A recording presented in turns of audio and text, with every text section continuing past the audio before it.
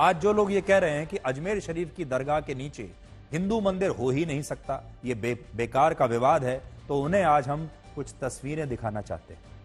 ये तस्वीरें अजमेर के 2.5 दिन के झोपड़े की हैं, जो अजमेर शरीफ की दरगाह से सिर्फ 1 किलोमीटर दूर है।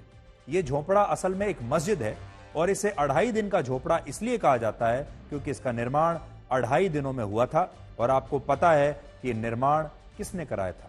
इस मस्जिद का निर्माण भी मोहम्मद गौरी और कुतुबुद्दीन ऐबक ने ही कराया था। इतिहासकार बताते हैं कि जब तराइन की दूसरी लड़ाई में पृथ्वीराज चौहान को हराकर मोहम्मद गौरी अजमेर आया, तब उसने एक इलाके से गुजरते हुए वहां एक जैन मंदिर को देखा और इसके बाद उसने कुतुबुद्दीन ऐबक को आदेश दिया कि इस मंदिर को तत्काल मस्जिद बना दिया जाए। और इसी के बाद कुतुबुद्दीन ऐबक ने 2.5 दिन में इस मंदिर के अवशेषों से इस मंदिर को तोड़कर इसे मस्जिद में तब्दील कर दिया। और आज भी इस मस्जिद के ढांचे में स्वास्तिक चिन्ह को देखा जा सकता है। जब यह जैन मंदिर एक मस्जिद बना, तब अजमेर शरीफ की दरगाह नहीं बनी थी तब तक, और उस समय ख्वाजा मोइनुद्दीन चिश्ती जिंदा थे। इससे यह पता चलता है कि जब दरगाह बनने से पहले ही हिंदू और जैन मंदिरों को तोड़कर मस्जिदें बनाई गईं, तो यह भी संभव है कि बाद में दरगाह बनाने के लिए भी किसी हिंदू मंदिर को ही तोड़ा गया हो, या जिस स्थान पर ख्वाजा मोइनुद्दीन चिश्ती की दरगाह बनी वहां पहले ही कोई मंदिर तोड़ा जा चुका हो। इस बात की संभावना इसलिए भी है क्योंकि दरगाह बनने से पहले ही 12वीं शताब्दी में मोहम्मद गौरी अजमेर में किसी भी मंदिर को देखकर उसे तोड़वा दिया करता था। और 2.5 दिन का झोपड़ा उसका सबसे बड़ा उदाहरण है, जहां से आज हमने आपके लिए यह विशेष रिपोर्ट तैयार की है। आप भी देखिए। अजमेर शरीफ के दरगाह से 1 किलोमीटर दूर ये है 2.5 दिन का झोपड़ा, जिसके बारे में कहा जाता है कि मोहम्मद गौरी के गुलाम कुतुबुद्दीन ऐबक ने इसे बनवाया था। ये जो खंभे आप देख रहे हैं, ये सारे खंभे जैन टेम्पल के अनुसार बने हुए हैं और उसके अवशेष से बने हुए हैं। हिंदू पक्ष कहता है कि ये संस्कृत विद्यालय था और मुस्लिम पक्ष कहता है कि ये मस्जिद है।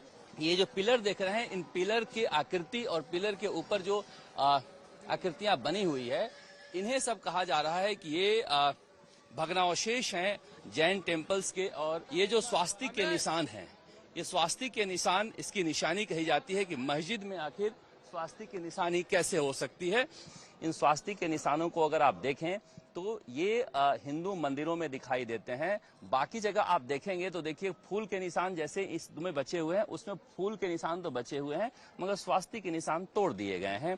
और इसी तरह से इधर भी देखेंगे तो इन झरोखों में स्वास्तिक के निशान तोड़ दिए गए हैं, एक झरोखे में यहाँ पर बचा हुआ है। और इस पिलर को लेकर वो दावा करते हैं कि ये जो पिलर हैं, इस तरह के पिलर जैन मंदिरों में या हिंदू मंदिरों में होते हैं। इसके अलावा उनका जो दावा है जैन मंदिर होने का, वो आप देखेंगे अंदर जाकर ये बताया जाता है कि इस तरह का जो गर्भगृह बनता था वो अमूमन जैन मंदिरों में बनता था, जिसे बाद में यहाँ पर संस्कृत विद्यालय के रूप में परिवर्तित कर दिया गया था और बाद में जाकर विवाद हुआ। अब जाकर आप देखिए ये कमरे हैं, इन कमरों में ताला लगा हुआ है और आर्कियोलॉजिकल सर्वे ऑफ इंडिया ने इन कमरों को बंद कर रखा है। कहा जा रहा है इन कमरों में खूब सारे हिंदू देवी देवताओं के और जैन धर्मावलंबियों के मूर्तियां हैं, जिन्हें एएसआई ने बंद कर रखा है विवाद की वजह से। और इसे लेकर चूंकि कुतुबुद्दीन ऐबक ने ही इसे बनवाया था और मोहम्मद गौरी के समय ख्वाजा साहब भी यहाँ आए थे और कुतुबुद्दीन ऐबक उनका गुलाम था, उनका सेनापति था, इसलिए कहा जाता है कि जब यहाँ तोड़फोड़ की गई है तो फिर दरगाह में भी कोई तोड़फोड़ की गई होगी। चंद्रशेखर और कैमरा मनीष के साथ शरद कुमार, अजमेर शरीफ, आज तक।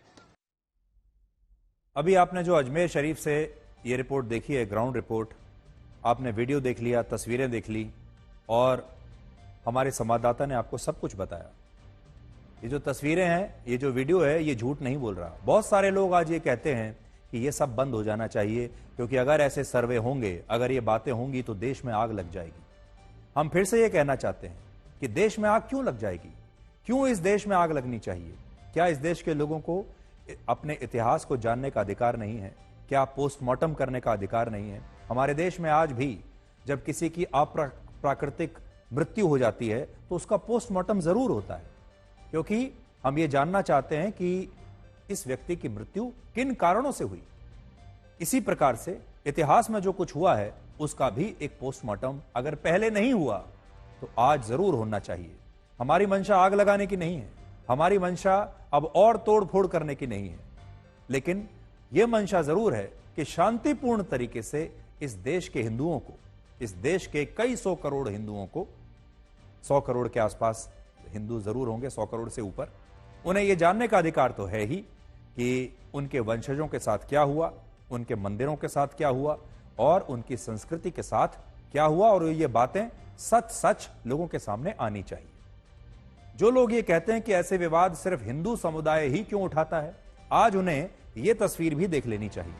ये तस्वीरें हिंदू समाज के लोगों की नहीं हैं, ये तस्वीरें जैन धर्म के अनुयायियों की हैं, जिन्हें 2.5 दिन के झोंपड़े में जाकर यहां नमाज पढ़ने का विरोध उन्होंने किया था और इस स्थान को उन्होंने एक जैन मंदिर बताया था। लेकिन हमारे देश में जैन धर्म के लोगों की कोई बात ही नहीं करता, जबकि जैन धर्म के लोग भी इस देश में अल्पसंख्यक हैं और इन्हें आप असली अल्पसंख्यक भी कह सकते हैं। भारत में 15% मुसलमानों को हर कोई अल्पसंख्यक मानता है और हर कोई उन्हें खतरे में मानता है, और हमें इसमें कोई आपत्ति नहीं है कि वो अल्पसंख्यक हैं। लेकिन भारत में सिर्फ 0.4% जैन धर्म के लोगों को कोई अल्पसंख्यक नहीं मानता। अगर मस्जिद को मंदिर बताने से अल्पसंख्यक मुसलमानों के मानव अधिकारों का उल्लंघन होता है, उनके दिल को ठेस पहुंचती है, उनका अस्तित्व खतरे में आ जाता है, तो मस्जिद के नीचे जैन मंदिर होने का दावा करने वाले अल्पसंख्यक जैन धर्म के मानव अधिकारों का उल्लंघन क्यों नहीं होता हुआ देखते। तो ये तस्वीरें आप देख लीजिए। अजमेर शरीफ की दरगाह में एक बुलंद दरवाजा है, लेकिन इस दरवाजे की शैली भी हिंदू वास्तुकला और मंदिरों के जैसी है। इस्लामिक ढांचों में प्रवेश द्वार पर मीनार और गुंबदें तो होती हैं, लेकिन उनमें छतरियां नहीं होती, जबकि अजमेर शरीफ की दरगाह में अभी बुलंद दरवाजे पर छतरियों जैसा ढांचा बना हुआ है और यह ढांचा प्रवेश द्वार के ढांचे से अलग दिखाई देता है। इससे यह सवाल उठता है कि जब दरगाह के प्रवेश द्वार पर हिंदू शैली के ढांचे हो सकते हैं तो दरगाह के नीचे भी हिंदू मंदिर हो सकता है, और वर्ष 1911 की एक पुस्तक में इसका जिक्र किया भी गया है। जो पुस्तक हमने आपको कल दिखाई थी, अभी भी मैंने आपको दिखाई थी, यह पुस्तक जो मैं बार बार आपको दिखा रहा हूं, इसमें जिक्र किया गया, और यह पुस्तक 113 वर्ष पुरानी है, आज नहीं लिखी गई है। अब आप अजमेर शरीफ की दरगाह के बुलंद दरवाजे से भी हमारी यह रिपोर्ट देखिए। फिलहाल अभी मैं ख्वाजा साहब के दरगाह के अंदर हूं और मेरे पीछे आप देख सकते हैं बुलंद दरवाजा है, जिसे लेकर पूरा विवाद है।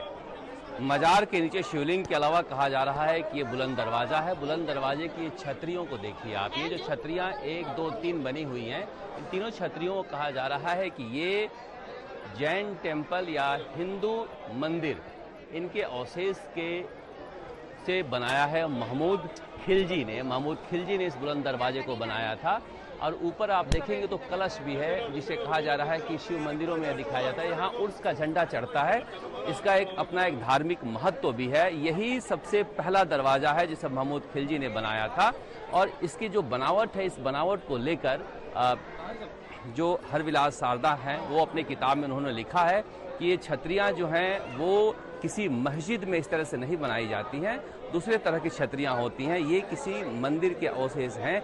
ये पूरा विवाद इसे लेकर हो रहा है। हालांकि अब ये पूरा मामला जो है एएसआई के पाले में है और भारत सरकार के अल्पसंख्यक मामलात विभाग देख रही है, दरगाह कमेटी को जवाब देना है। मगर ये सारे तथ्य उन्होंने अपने किताब में लिखे थे, जिसे विष्णु गुप्ता ने कोर्ट में रखा है। चंद्रशेखर के साथ शरद कुमार, अजमेर शरीफ, आज तक। और एक बार फिर हम आज आपसे ये कहना चाहते हैं, तो आप भी जरा सोच कर देखिएगा कि जब किसी की अप्राकृतिक मौत होती है, अननेचुरल डेथ होती है, तो हम उस व्यक्ति का पोस्टमार्टम करवाते हैं। ये पोस्टमार्टम इसलिए होता है क्योंकि हम जानना चाहते हैं कि उस व्यक्ति की मौत का असली कारण क्या था। इसी तरह इतिहास में जिन हिंदू मंदिरों की अकाल मृत्यु हुई, उनका पोस्टमार्टम होना भी आज जरूरी है, ताकि देश के लोगों को यह पता चल सके कि इन मंदिरों को तोड़कर कैसे इन पर मस्जिदें बनाई गई, कैसे हमारी संस्कृति को लूटा गया, कैसे हमारे देवी देवताओं का अपमान हुआ, कैसे हमारे वंशजों का अपमान हुआ। और कैसे भारत का लगातार अपमान होता रहा। हम ये नहीं कह रहे कि इन मस्जिदों को हटाकर मंदिरों की पुनर्स्थापना होनी चाहिए। हम ये नहीं कह रहे हैं कि अब इसे लेकर और कोई संघर्ष होना चाहिए, कोई और तनाव पैदा होना चाहिए, कोई और दंगे होने चाहिए। बिल्कुल नहीं। अब हम पहले भी ये कह चुके हैं कि अब इस पर एक फुल स्टॉप लगाया जाना चाहिए, लेकिन वो फुल स्टॉप लगाने से पहले, पूर्ण विराम लगाने से पहले इस देश के लोगों को यह अधिकार होना चाहिए कि वो सच जान सके। हम सिर्फ ये कह रहे हैं कि लोगों को इन हिंदू मंदिरों की अकाल मृत्यु का असली कारण जरूर पता होना चाहिए, क्योंकि ये पीढ़ी आज भी ऋणी है और ये ऋण हम तभी चुका पाएंगे जब हम अपने वंशजों के बारे में, अपनी संस्कृति के बारे में और अपने धर्म के बारे में सही जानकारियां इकट्ठा कर पाएंगे।